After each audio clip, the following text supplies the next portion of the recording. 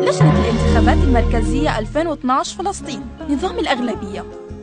إنك تنتخب بنظام الأغلبية أو النظام الفردي معناه إنك تدخل مركزك تختار شخص واحد من بين مجموعة الأشخاص المرشحين لانتخابات المجلس التشريعي. شو يعني نظام الأغلبية؟ نظام الأغلبية أو الفردي معناه إنه مجموعة أشخاص مرشحين لانتخابات المجلس التشريعي بشكل مستقل، والأشخاص اللي بياخدوا أعلى نسبة أصوات بيفوزوا بمقاعد المجلس التشريعي المخصصة للدائرة اللي هم مرشحين فيها.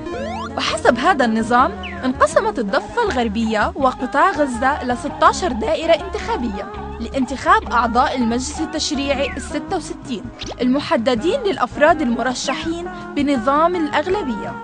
وكل دائرة من الدوائر ال16 إلها عدد مقاعد معين للأفراد. مثلا دائرة غزة مخصص إلها 8 مقاعد، ودائرة رام الله والبيرة مخصص إلها 5 مقاعد.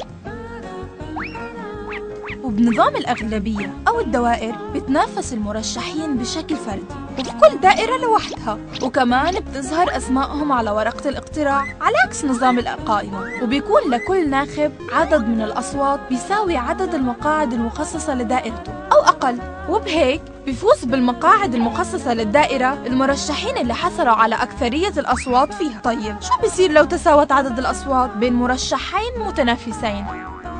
اللي بيصير في حال تساوي الأصوات بين مرشحين أو أكثر لدائرة انتخابية مخصص إلها مقعد واحد، أو لو كان هو المقعد الأخير في دائرة متعددة المقاعد، بيتم إجراء انتخابات بين مرشحين أو أكثر خلال 10 أيام، وبينطبق هالشي على المقاعد المخصصة للمرشحين المسيحيين اللي هم 6 مقاعد كحد أدنى في المجلس التشريعي.